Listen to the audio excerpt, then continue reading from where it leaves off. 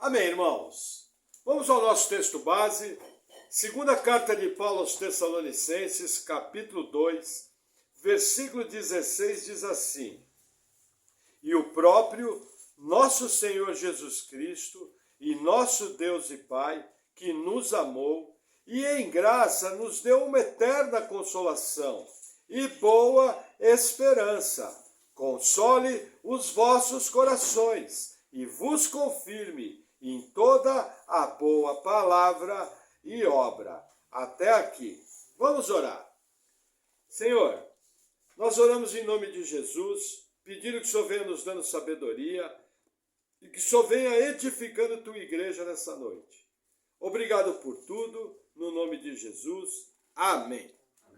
Amém, irmãos? Veja, chegamos no finalzinho do capítulo 2 de 2 Tessalonicenses, que, como eu falei para vocês, é um pequeno resumo das doutrinas da graça, das doutrinas da salvação. E hoje nós vamos chegar no último ponto, que talvez é o ponto mais discutido pelas pessoas. O texto fala que Jesus nos amou.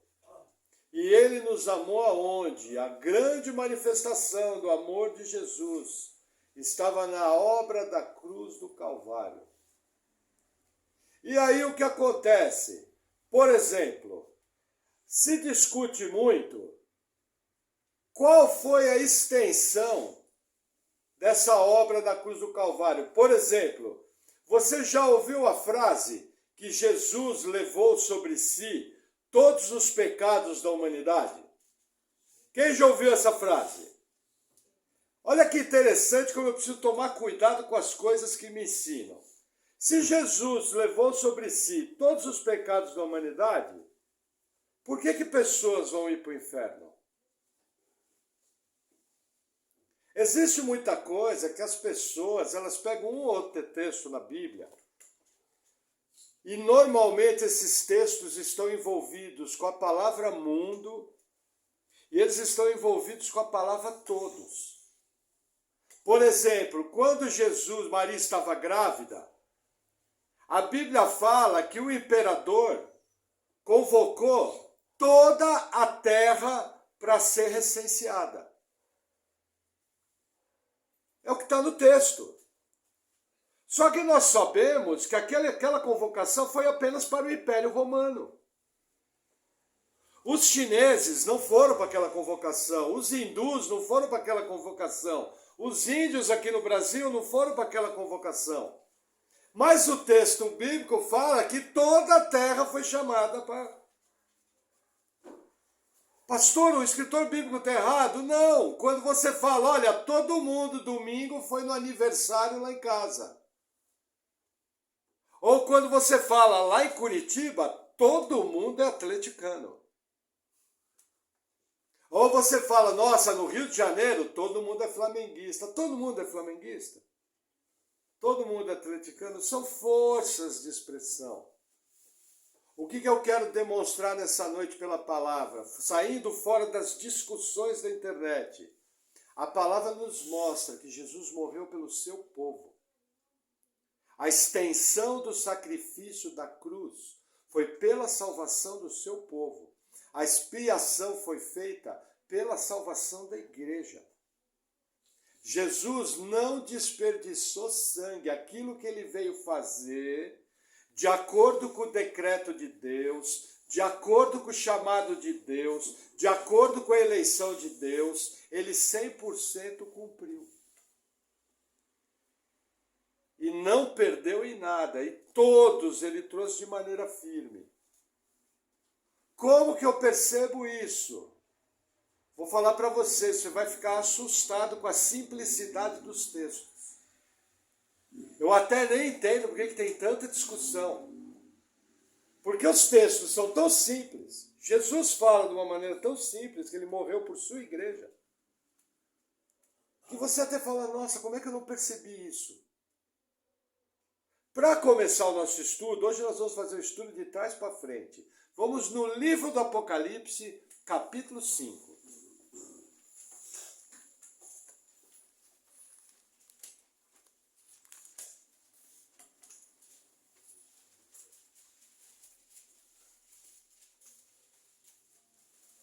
Apocalipse 5,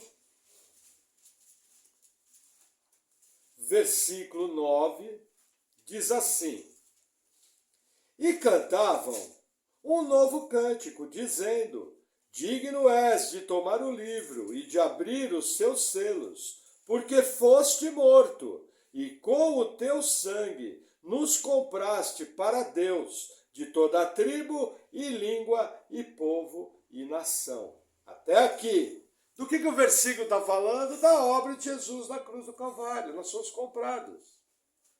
Qual é o primeiro equívoco que o pessoal tem? Veja, o poder da obra de Jesus na cruz do Calvário é ilimitado. A obra que Jesus fez na cruz do Calvário seria capaz de salvar todo o universo, se necessário. A obra da cruz do Calvário é tão poderosa, é tão inegável, é tão perfeito o que foi feito, que se Jesus, se precisasse, salvaria 10 planetas Terra, 20 planetas Terra. Ninguém, lendo a Bíblia, vai discutir o poder da obra da cruz do Calvário. Agora, o versículo aqui começa a mostrar a extensão. Jesus salvou sem fazer acepção de pessoas. Jesus salvou gente de todo povo, de toda língua, de toda tribo e de toda nação. Por quê? Porque a Bíblia fala que Deus não faz acepção de pessoas. Ele salva tanto o judeu, como ele salva o grego, como ele salva o brasileiro, como ele salva o venezuelano, como ele salva o europeu, como ele salva o japonês. A salvação é para a humanidade, pessoas de todo tipo, escravo, livre, homem, mulher, negros, amarelos, pardos, brancos, toda tribo, língua e nação. Por que isso é importante? Porque um dos principais significados da palavra mundo, que normalmente é colocada como cosmos, representa a humanidade em geral. Para vocês terem uma ideia, a palavra mundo como cosmos, só no Evangelho de João, ela aparece 74 vezes. Só que o significado dela tem no mínimo 3 significados diferentes. Nós vamos pegar 1 ou 2 exemplos, que nós não temos tempo de ver todos. Mas grave isso. Deus não faz acepção de pessoa.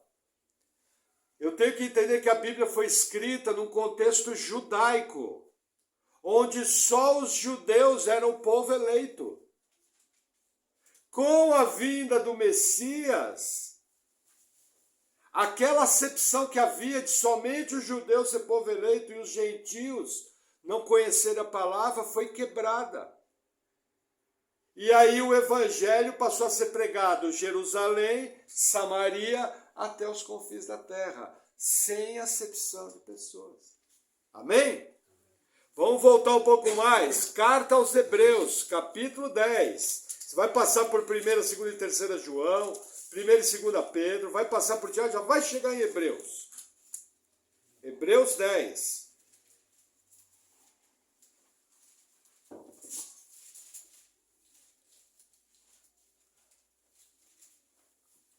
Diz assim, Hebreus 10, versículo 11. E assim, todo sacerdote aparece cada dia, ministrando e oferecendo muitas vezes os mesmos sacrifícios, que nunca podem tirar os pecados. Mas este, havendo oferecido para sempre um único sacrifício pelos pecados, está assentado à destra de Deus, daqui em diante, esperando até que os seus inimigos sejam postos por escabelo de seus pés, porque com uma só oblação aperfeiçoou para sempre os que são santificados. Com um só sacrifício. Quem que Jesus aperfeiçoou para sempre? O mundo. Os que são santificados. Quem são santificados? O seu povo. Eu posso chamar o ímpio de santificado? Segundo a Bíblia? Não. Então aqui é um versículo falando da extensão do sacrifício de Jesus. Mesma carta aos Hebreus, capítulo 5,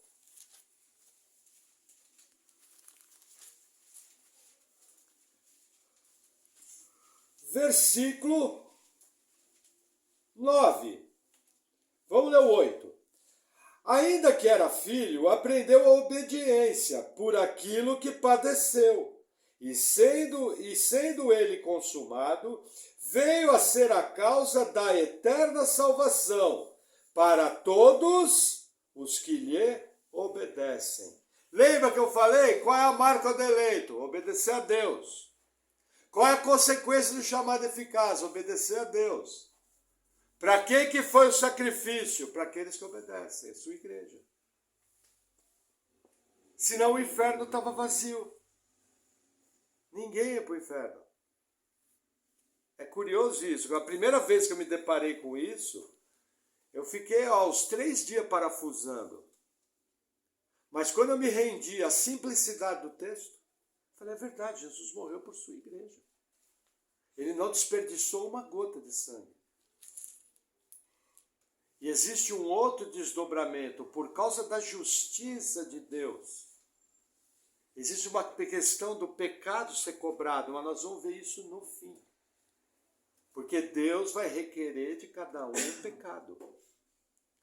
E só vai estar justificado diante de Deus aqueles alcançados pela obra da cruz do Calvário. Os outros é inferno. Que Deus vai requerer da mão do pecador. E ele não vai ter sacrifício para oferecer. Vamos avançar mais um pouquinho. Volta um pouco. Carta a Tito. Você vai virar, vai passar Filemon, logo do lado de Hebreus, e aí você vai em Tito, capítulo 2.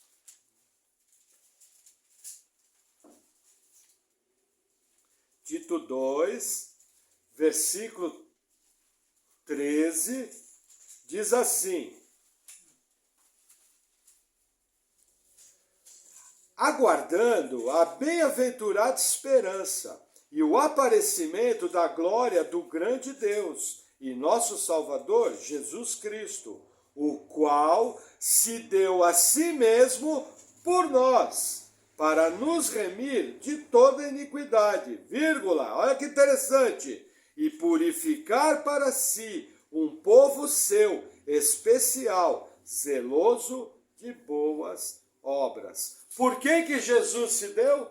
Por nós. Para quê? Para purificar. Purificar do quê? Do pecado. Um povo zeloso, seu, que pratica boas obras. Segundo o que te ensinaram aí fora, eles iam mudar o versículo e falar para purificar o mundo inteiro. Mas novamente, já é a 4ª passagem. Repetido, para purificar um povo. Quem é esse povo? Os eleitos antes da fundação do mundo. A sua igreja amada, a esposa do Cordeiro. Amém? Amém. Vamos voltar um pouquinho mais. Efésios capítulo 5. Você passa por Timóteo, 1 Timóteo, 2 Timóteo, passa por Tessalonicenses, passa por Colossenses, Filipenses, chega em Efésios. Capítulo 5. Primeiramente, vamos ler o versículo 2.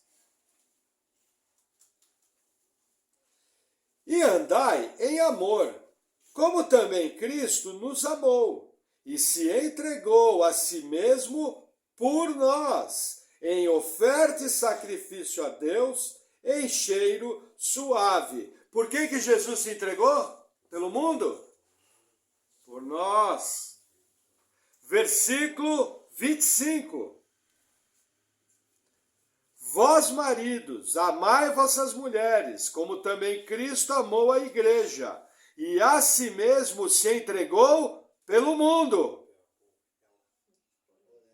Ah, tá por ela aí na sua Bíblia? Interessante, na minha também. Para quê? 26. Para santificar, purificando-a com a lavagem da água pela palavra, para apresentar a si mesmo igreja gloriosa, sem mácula, nem ruga, nem coisa semelhante, mas santa e irrepreensível. Por que Jesus deu a vida?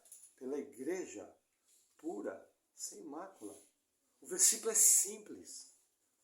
Fazendo esse estudo aqui, eu me perguntei por que o pessoal faz tanta confusão. Que mal tem? Jesus morreu por sua igreja, é óbvio que é por sua igreja. Porque a sua igreja que vai passar a eternidade lá no céu é simples, não é complicado. Não sei por que a turma complica. Agora, o evangelho é anunciado a todo mundo, a gente faz isso. Ele manda fazer. Ide por todo mundo, anunciar o evangelho a toda criatura e fazer discípulos, batizando em nome do Pai, do Filho e do Espírito Santo. Aquele que crer será salvo, quem não crer já está condenado. Acabou. Simples assim, 2 grupos. Os salvos e os condenados. Simples assim. Mais um texto, volta um pouco mais. Gálatas capítulo 2, é o próximo livro.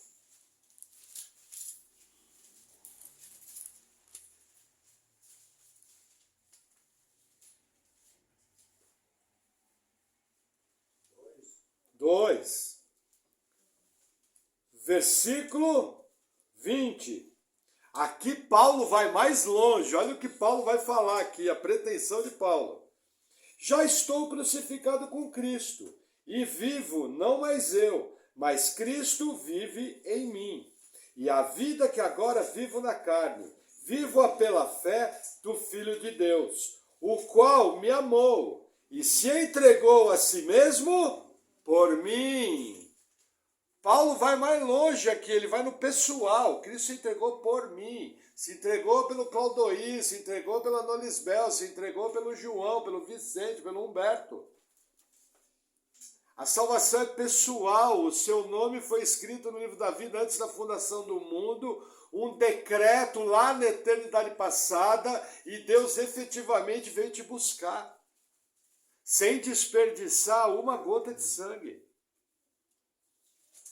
Já pararam para pensar? Porque o que o pessoal fala por aí? Não, Jesus ele não veio efetivamente salvar. O que falam? Jesus veio trazer a oportunidade de salvação. Quem já ouviu isso? Vocês já ouviram, vocês já foram na igreja. Olha o problema disso. Já pensou se ninguém salva, ninguém cresce? Jesus ia vir, ia morrer na cruz, ia ser moído e todo mundo ia para o inferno. Vocês acham que um Deus que deu um decreto de salvação, que escreveu o nome das pessoas no livro da vida, quer ver uma outra coisa? Nós cremos que fomos eleitos, né, lá na fundação do mundo. Tem gente que crê que Deus enxergou na história, eu não concordo com isso, e viu quem ia ser salvo e elegeu. Lembra que eu expliquei isso? Que tem gente que fala que Deus viu o futuro, viu quem ia crer e elegeu. Eu expliquei por cima isso, eu não concordo, não acho a melhor visão. Mas olha que interessante. Se Jesus morreu pelo mundo inteiro, Deus elegeu um povo que ele viu que ia crer. Mas Jesus falou que ele morreu pela igreja dele. E aí, se a salvação, a obra da cruz é para todo mundo, o que o Espírito Santo faz? Quem que ele salva? Aí você tem um desentendimento dentro da Trindade. Olha que diferente a visão simples bíblica. A Trindade, lá na eternidade passada, elegeu a igreja, escreveu o nome do livro da vida, fez um decreto, Deus Pai Todo-Poderoso controlou a história, na plenitude dos tempos, Deus Filho veio, cumpriu seu ministério, fez seu sacrifício na cruz do Calvário, resgatou a igreja gloriosa e ascendeu aos céus. Após isso, o Deus Espírito Santo está no seu ministério de convencer do pecado, da justiça e do juízo e produzir salvação na igreja. Cada um no seu papel, cumprido um decreto lá na eternidade passada. Tem bagunça? Não. É simples. É que o pessoal, não sei, hoje em dia é muita discussão, muita picuinha, em vez de ir na simplicidade do texto. Tanto é que eu nem discuto esse assunto. Prefiro ficar com a Bíblia, ler os textos. Jesus morreu por sua igreja, acabou, tranquilo. Mas vamos mais um pouquinho. Uma carta anterior, Romanos, capítulo 8. Você vai pensar 2 Coríntios, 1 Coríntios, aí vai chegar em Romanos. Vai voltando aí. Romanos 8. Deixe os textos falar com você. Versículo 32.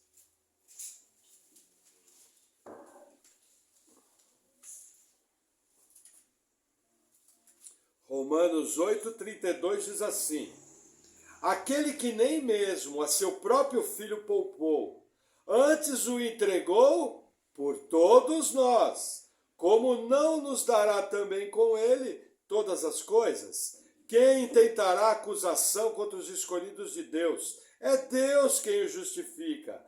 Quem é que condena? Pois é Cristo quem morreu, ou antes, quem ressuscitou dentre os mortos, o qual está à direita de Deus, o que também intercede por nós. Aí ele vai vir, quem nos separará do amor de Cristo? Tribulação, angústia, e todas as coisas são mais vencedores. O que ele está falando aqui?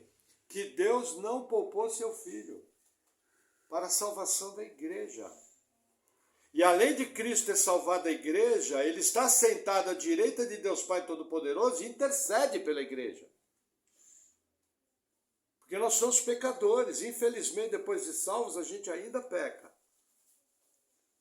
Inclusive, o próprio Espírito intercede por nós com gemidos inexprimíveis. E Jesus intercede por nós junto ao Pai. Ele não só salvou, ele é nosso sacerdote. Sumo sacerdote segundo a ordem de Melquisedeque. Entendeu? Eterno. Já não morre mais, o sacrifício foi feito uma vez. Mesma carta aos Romanos, capítulo 5. Romanos 5, versículo 8. Mas Deus prova o seu amor para conosco, em que Cristo morreu por nós, sendo nós ainda pecadores. Olha que interessante, confirma que morreu pela igreja, mas o que ele fez aqui, eu e você não faríamos. Ser moído por pecadores, e ele veio e fez, efetivamente. Entendeu? E não se poupou. Se vocês tivessem ideia do que é a crucificação, já ouviram falar o termo excruciante? É a crucificação. Terrível. E ele veio fazer algo que eu não faria por você. E provavelmente você não faria por mim. Entendeu? E você não faria o que Deus fez. Dar o seu filho por pecadores como nós. E ele fez. E tem gente fazendo conta como que vai servir a Deus. Está errado, né?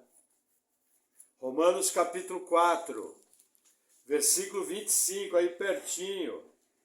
Olha que interessante. O qual, pelos pecados de todo mundo, foi entregue e ressuscitou para a nossa justificação. Amém? Amém, João? Vamos reler? O qual, pelos pecados de todo mundo, foi entregue. É isso que está na sua Bíblia? Ué, mas não te falaram isso? Se tivesse um versículo para colocar que era por todo mundo, não tinha que ser aqui? Olha o que o versículo está dizendo. O qual, por nossos pecados, foi entregue e ressuscitou para a nossa justificação. Paulo podia errar? Você podia chegar, Paulo, eu acho que você não entendeu bem, você precisa conversar com os irmãos lá da vila. Você precisa corrigir a Bíblia, Paulo. Como? Que história é essa de morreu por nossos pecados, Paulo? Você está louco? Mas vocês vão ver que o próprio Jesus ensina isso. por quem que ele deu a vida. Mas se tivesse um versículo para dizer que se entregou pelos pecados de todo mundo, era aqui. Por isso que eu separei esse versículo. Ele fala, entregou pelos nossos pecados, a sua igreja. Vamos lá, livro dos Atos dos Apóstolos, um livro antes, capítulo 20. Atos 20, versículo 28. Diz assim: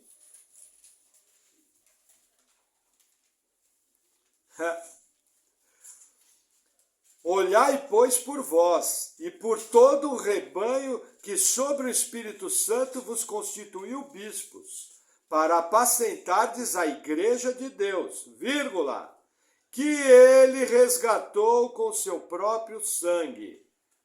Quem que Jesus resgatou com seu próprio sangue? A igreja. Concorda que para dizer que Jesus levou sobre si o pecado do mundo, eu tenho que mudar esse versículo?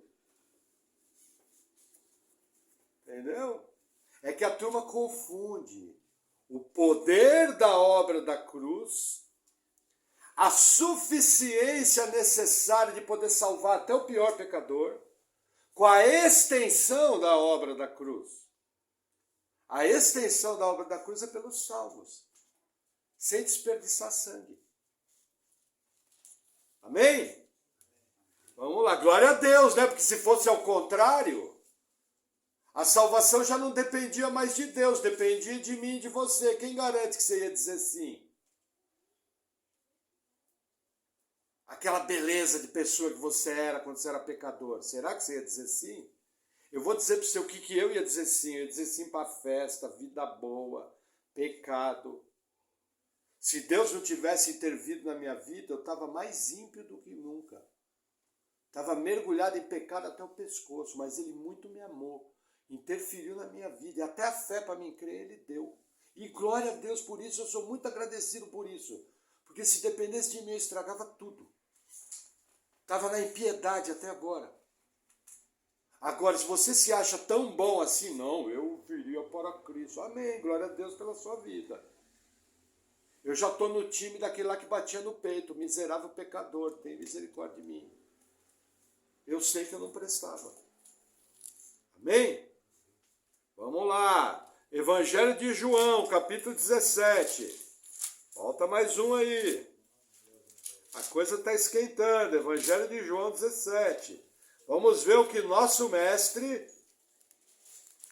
Irmãos, Jesus entendia de teologia? Tipo da pergunta idiota, né?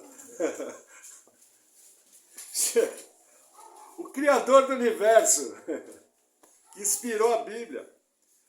João 17, versículo 9, diz assim: eu rogo por eles, vírgula, não rogo pelo mundo, mas por aqueles que me deste, porque são teus. Por que Jesus rogava? E não pelo mundo. É isso que está escrito aí na sua Bíblia, Claudio? Entendeu? Jesus, vou reler. Eu rogo por eles, ponto e vírgula. Não rogo pelo mundo, vírgula, mas por aqueles que me deste, porque são teus. Versículo 20. E não rogo somente por estes, mas também por aqueles que pela tua palavra hão de crer em mim. Até aqui. Ainda Jesus está orando por aqueles que ainda iam crer. Pela pregação de quem? Da palavra. Lembra que para ser salvo tem que pregar o evangelho? Agora, nos dois textos, Jesus está falando, eu rogo por aqueles que o Pai me deu. Lembra? Tudo que Deus quer fazer, Ele faz. Seus propósitos não podem ser frustrados. Entende agora o tamanho da obra na sua vida? Se deixasse você entregue a você mesmo, você jamais seria salvo. É impossível, porque um morto não pode se salvar. Vamos mais um pouco. Evangelho de João, capítulo 15, versículo 13.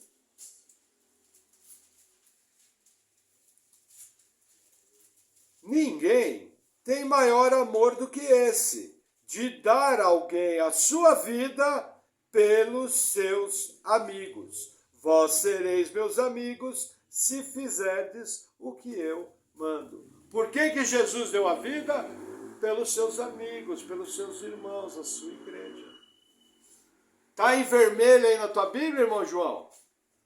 Na tua também, né, irmã Luciana? Está em vermelho, palavras do próprio Jesus.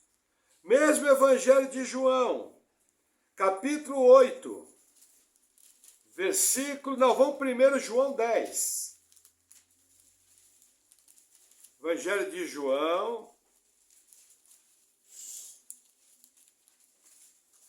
capítulo 10,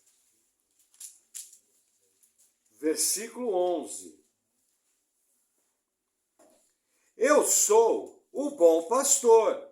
O bom pastor dá sua vida pelas ovelhas. Concorda que aqui era um outro versículo para dizer o bom pastor dá sua vida pelo mundo inteiro? Pelas ovelhas. Jesus não desperdiçou seu sangue. Jesus veio fazer uma obra completa, certeira, inegável, que não pode falhar. Lembra que nós vimos Pedro falando? Herança incorruptível, sem mácula, que não pode murchar. Nós vimos isso na última palavra. Mesmo capítulo 10 de João, versículo 16. Ainda tenho outras ovelhas, que não são deste aprisco. Também me convém agregar estas, e elas ouvirão a minha voz, e haverá um rebanho e um pastor. Até aqui. Gente, esse versículo aqui, você ouve as maiores interpretações. Já ouvi até que Jesus ia salvar extraterrestre. Ovelha de outro aprisco. Você ouve as mais variadas histórias. Como que se interpreta esse versículo? Jesus está salvando as ovelhas de Israel. E aí existe um outro aprisco. Quem são? Os gentios. Vai salvar os gentios. Acabou. Não tem ET, não tem outros mundos, não tem... Gente, você ouve cada explicação que você fica doido. Para vocês terem uma ideia, eu levei 15 anos estudando a Bíblia para descobrir quem eram as ovelhas do aprisco, do outro aprisco. Quando eu descobri, comecei a rir de mim mesmo. Aí eu vi, porque as igrejas que a gente passa, algumas delas, parece vendedor de plano de saúde. Você tem que montar equipe, você tem que levar não sei quantos para o encontro, você tem que encher a igreja. Se passar alguém na frente, você dá uma cajadada na cabeça, arrasta para dentro, quando ele acordar, está dentro da igreja. É assim. Parece que está vendendo seguro. Vem para Jesus, que Jesus tem um plano maravilhoso para você. Está vendendo ações da Bolsa de Jesus. Entendeu? Agora, ensinar a Bíblia corretamente ninguém faz. A interpretação é assim. Sabe quantos anos tem essa interpretação? Uns 400. Não tinha um na igreja para saber a interpretação. Quem aqui já ouviu falar dessa interpretação falando que era extraterrestre, era outros mundos? O João já ouviu, né? Você também já ouviu. Isso daqui é um prato cheio para os ufólogos.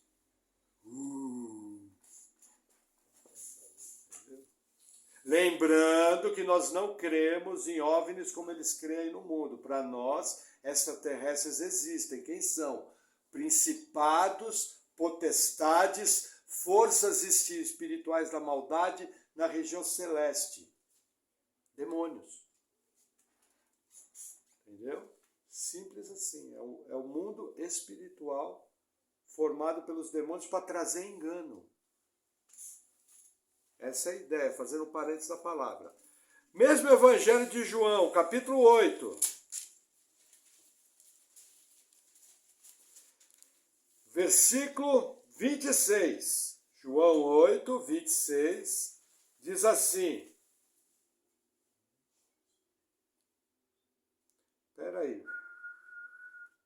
Não, acho que eu puxei errado o versículo, hein? Eu rasurei aqui. Vamos em João 3, 17. É um problema rasurar o esboço da palavra. Aí passa vergonha pregando. João 3, 17.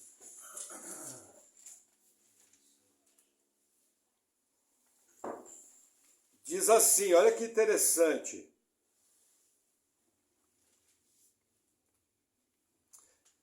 Não, no 16. Porque Deus amou o mundo de tal maneira que deu seu Filho unigênito, para todo aquele que nele crê, não pereça, mas tenha a vida eterna. Porque Deus enviou seu Filho ao mundo, não para que condenasse o mundo, mas para que o mundo fosse salvo por ele. Quem crê nele não é condenado, mas quem não crê já está condenado, porque não crê no nome do unigênito Filho de Deus. Até aqui, olha que interessante, aparece 3 vezes a palavra mundo. Ela tem 3 significados diferentes. Num ela é humanidade, no outro ela é o mundo criado, e no outro ela é os salvos, aqueles que foram alcançados de toda a tribo, raça, povo e nação. Quer ver um outro versículo que acontece ele? 3 vezes a palavra mundo diferente. João capítulo 1.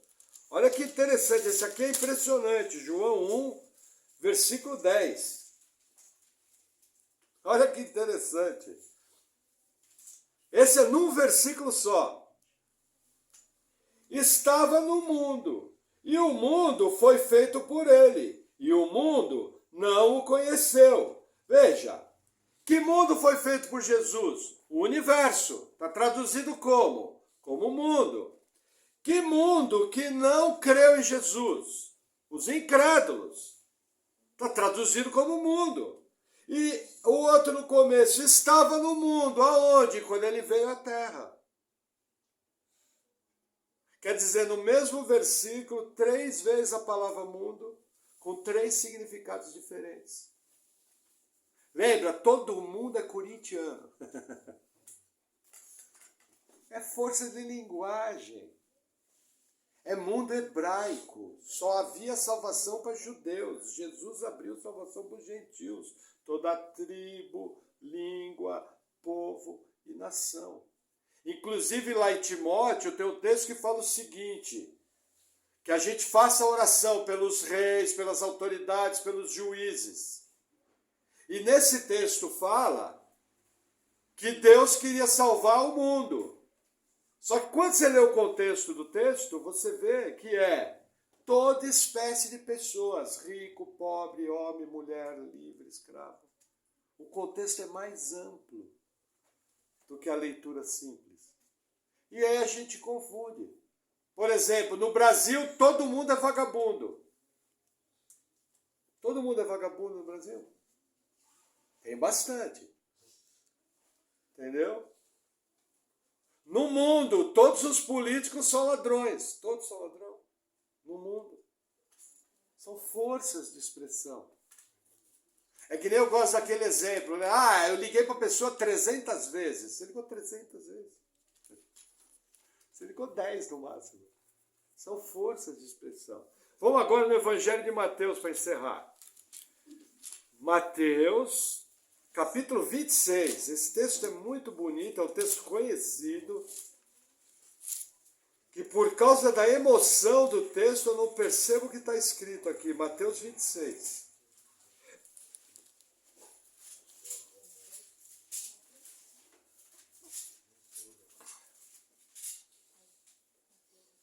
Mateus 26, versículo 27. E tomando o cálice e dando graças, deu-lhe, dizendo, bebei dele todos. Porque isso é o meu sangue, o sangue do Novo Testamento, que é derramado por muitos para remissão dos pecados. Por que Jesus derramou sangue pelo mundo? Por muitos. Gente, isso daqui está estabelecendo nova aliança.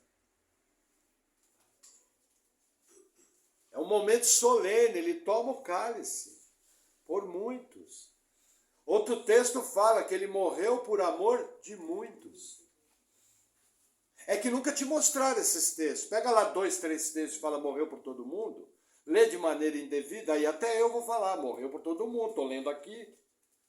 Mas quando você se aproxima do texto, interpreta com cuidado, vê o contexto, fala, não, e aquele outro caminhão de versículo que fala que é pela igreja. Se não, gente, ninguém é para o inferno. Porque olha o problema, se Jesus pagou pelo pecado de todo mundo, ao mandar pessoas para o inferno, Deus estaria sendo injusto. Porque estaria cobrando o mesmo pecado 2 vezes. Se você entrasse numa loja, comprasse um presente, e esquecesse o presente na loja, e voltasse lá, quisesse levar o presente embora, eles quisessem cobrar de novo, seria justo? Não, porque você pagou pelo presente. Se Jesus tivesse pagado o preço do pecado de todo mundo, Deus seria injusto ao cobrar novamente o preço do pecado e mandar as pessoas para o inferno. É que você nunca olhou por esse ângulo que eu estou te mostrando. Deus não cobra pelo pecado 2 vezes. Deus cobra uma vez só. Romanos 8, aqueles que de antemão conheceu, a estes predestinou, a estes chamou, a estes justificou e a esses glorificou. Obra completa, consumada, acabada. Vai discutir com Paulo, não comigo, eu só estou lendo. Tem mais um texto interessante em Mateus, Evangelho de Mateus, capítulo 1.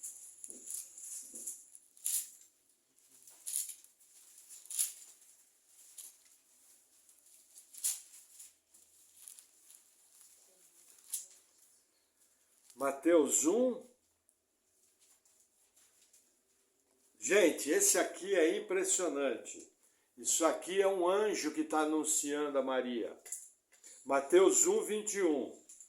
E dará à luz um filho, e chamarás o seu nome Jesus, porque ele salvará o seu povo dos seus pecados.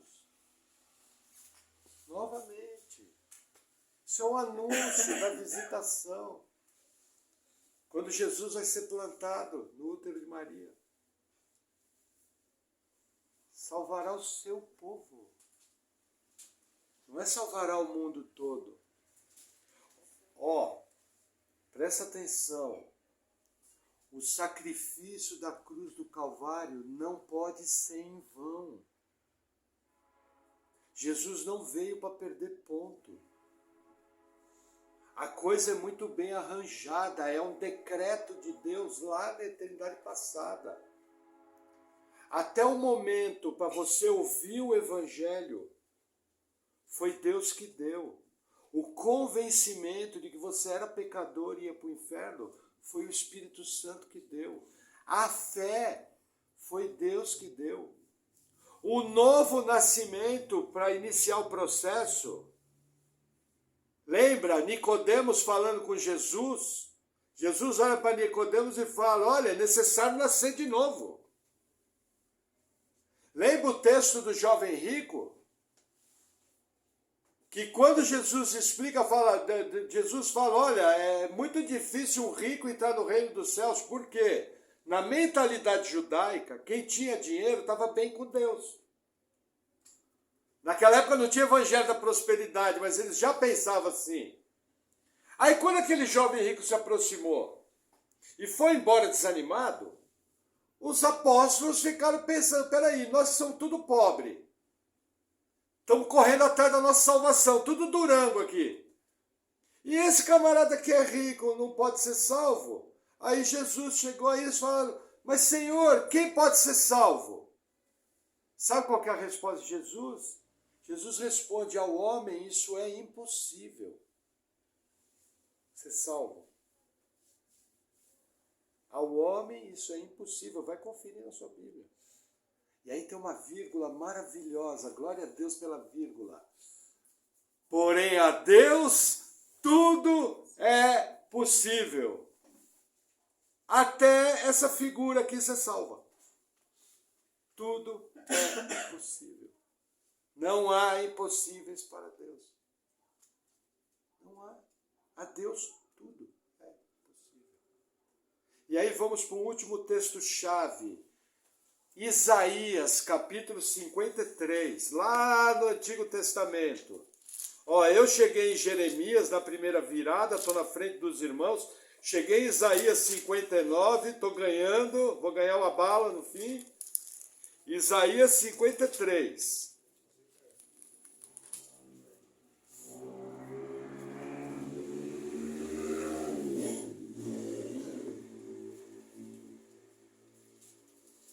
Olha que legal, versículo 11.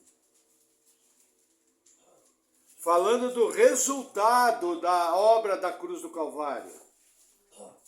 Olhem para mim antes da gente ler. Esse texto fala, o profeta profetiza o resultado da obra da cruz do Calvário. Olha o que está escrito. Isaías 53, 11. Ele verá o fruto do trabalho da sua alma e ficará satisfeito. Vamos parar aqui.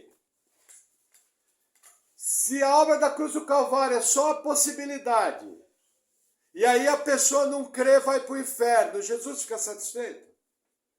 Vendo que veio aqui ser moído? Cabe isso aqui? Não, estou muito satisfeito, viu, irmãos? Que Jesus é nosso irmão, né? Aí já pensou na eternidade Jesus contando? Nossa, eu estou satisfeito demais. Fui na cruz, fui moído, arrebentaram comigo e ó, foi tudo para o inferno.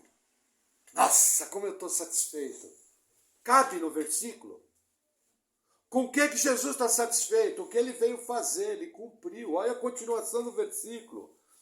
Com o seu conhecimento, o meu servo, o justo, justificará a muitos. Porque as iniquidades deles, de quem? Desses muitos, levará sobre si. Por isso lhe darei a parte de muitos, e com os poderosos repartirá ele o despojo, porquanto derramou a sua alma na morte, e foi contado com os transgressores. Mas ele levou sobre si o pecado de muitos, e intercedeu pelos transgressores. Mais um texto. 750 anos antes da crucificação. Mais esse texto falando.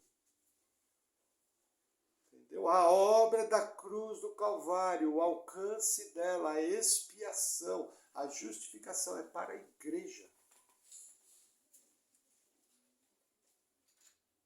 Só que as pessoas, que muitas vezes, veja, é gente de bem.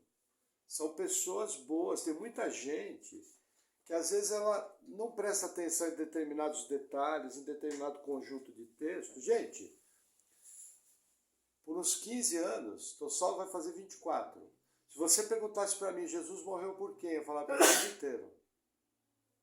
E depois, pelo mundo inteiro. E depois, com certeza, pelo mundo inteiro. Só que nunca tinha estudado o assunto. Aí eu comecei a levar porrada da Bíblia. Entendeu? E aí eu comecei a enxergar. Aí fui vendo alguns pregadores, fui estudando, falei, opa, tem mais gente que pensa assim. E aí eu fiquei bem feliz, porque, gente, imagina a frustração de Jesus. Se Jesus, por acaso, viesse abrir a possibilidade, imagina o seguinte, uma criança de 2 anos cai numa piscina olímpica. E aí você tem do seu lado um salva-vida. E aí a mãe corre, salva meu filho. Não, ele tem livre-arbítrio, ele que se salva. Ele que vem aqui, pega a bola e vai. Uma criança de 2 anos pode fazer isso. Quem dera um morto enxergar Deus. Já pensou se Deus fizesse isso? Olha, eu já fiz minha parte na cruz, ele que creia. Qual outro problema? Agora eu vou falar o principal para mim. Efésios fala que a salvação é mediante a fé. Não é por obras, para que ninguém se glorie. Salvação por obras é catolicismo romano.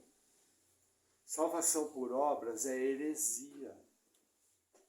Porque ela invalida a obra da cruz. É a cruz mais a obra.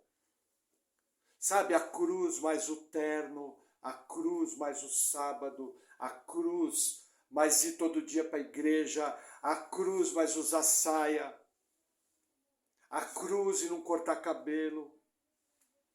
Tem igreja por aí que fala isso. Não pode ser só a cruz. Porque olha o fato. Então eu e o João entrando no céu. Hoje eu vou mudar um pouquinho a história.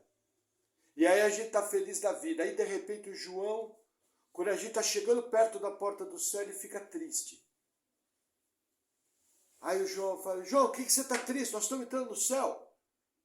Ih, rapaz, lembrei do meu vizinho, foi para o inferno.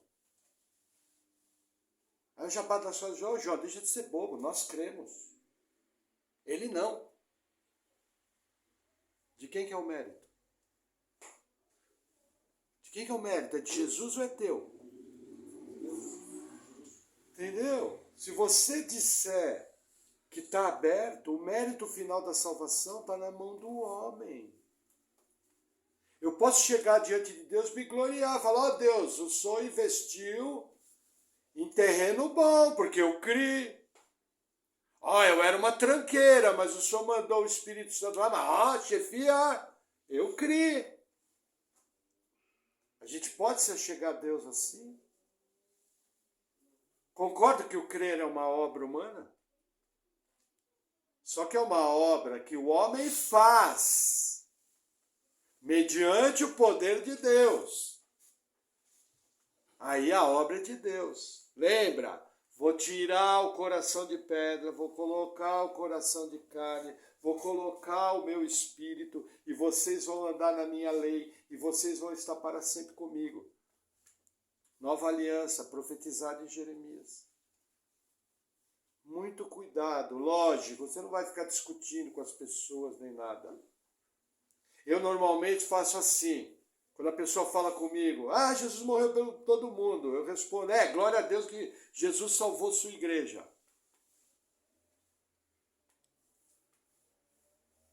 O cara nem se toca, mas eu não concordei com ele, falei a verdade e fechei a briga. Entendeu? Quando eu vou falar de eleição, eu chego para a pessoa, glória a Deus que Deus nos salvou, né? O cara, é verdade, né? Eu estava perdido, eu era cego. Se não fosse Deus, eu não ia enxergar nunca. Sem arrumar encrenca. Estou conversando, rapaz, eu confio em Deus que eu vou obedecer a palavra, vou seguir as orientações dele e ele vai me dar força para mim chegar até o fim. Porque aquele que começou a boa obra há de terminá-la, sem discussão. Sem ficar na internet. Arminiano, calvinista, batisteriano renovado, presbiteriano dos santos dos últimos dias, igreja da videira das flores de Jesus dos últimos dias, pentecostálica, sabe? Que na internet é assim, né? Todo mundo sabe tudo. Sai fora de discussão, viva agradecido. Entendeu? Existem assuntos que eu ensino para vocês. Eu não ensino esses assuntos para os outros. Existe assunto que é de âmbito nosso. Para reforçar a sua fé, para aumentar o seu amor e aumentar a sua alegria em Deus. Amém? Vamos orar? Senhor, obrigado por tua palavra. Eu oro em nome de Jesus te agradecendo e pedindo que dia após dia nós possamos ser mais apaixonados e agradecidos a ti pela tua salvação. Oramos em teu nome. Amém. Amém, irmãos?